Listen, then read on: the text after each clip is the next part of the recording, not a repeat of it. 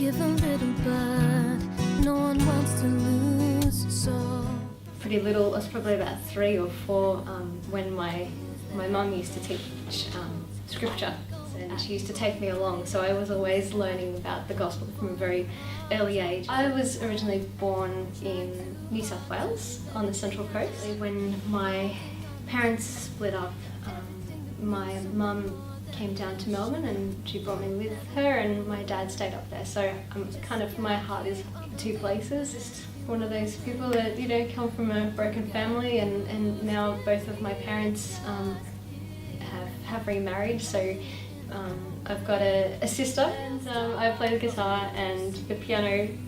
I love playing the drums and percussion, but that's about it. When I got to about 16 years old, I was given the position of cantor at my local parish in St Elizabeth's in North Dandenong.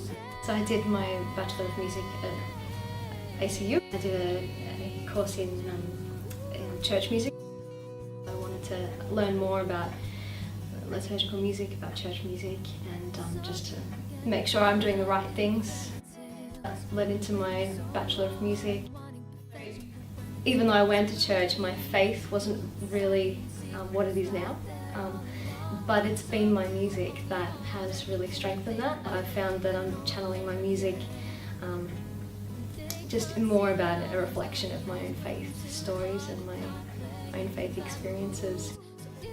Like a journey together. My music is being developed in a more deeper way, which is sort of reflecting how my own faith is being developed at the same time. So when I vent about things, or when I just need to get things off my chest, I'll just naturally write it or sing it or write a tune. So I've been able to link those 2 things together, and just powerful times just through music, through my own words, but I feel like it's not my own words.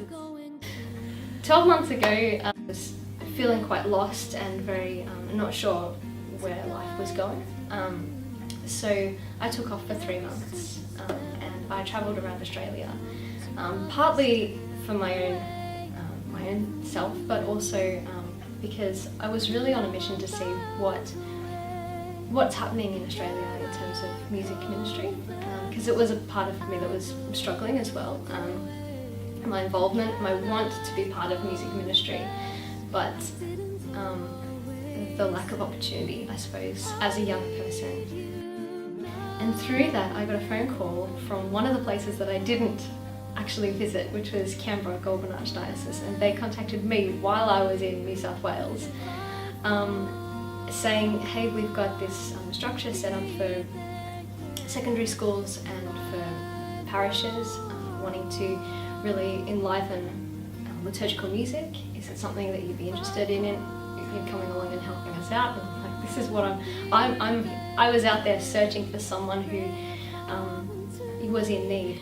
I was just overwhelmed with the amount of talents in the schools, and just creating opportunities and giving them encouragement. And I think that young people are so needed in our, I look around at a weekday mass and I think, who on earth am I going to be singing to in 20, 30 years? Who's going to be here, really? I think there's a huge problem. I love that Pope Francis has just said, we need young people to inspire the young people. I was like, yes. Because it is and has been a real challenge for me being a young person. So Evergreen came along as a huge surprise. It was just an invitation to come along to a weekend for musicians, for artists, for whatever you do, just to have a bit of time out through the people, through the silence and the solitude and the prayer and the music. It just, something happened, and it just changed the way that I wrote music and strengthened my faith, and it just seems to be going a little bit crazy since then, because it was only just about a year ago that happened.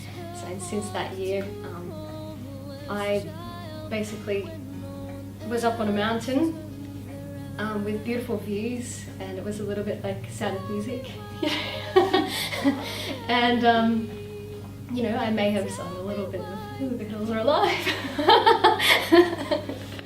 but you know, I was standing there, and you know, in this beauty and in this silence, and I was really at a time in my life where I was lost. Yeah, and I just said, well, you know, I know what my gifts are.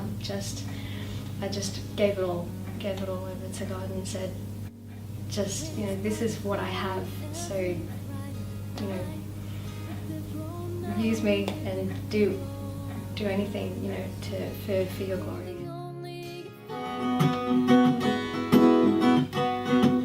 Now I've learned all about the rules of judging wrong from right, but all those what if questions come racing through my mind. We're all just silhouettes against the changing of the tides, and we stare at our reflections trying to make sense of this life. I'm just trying to make sense of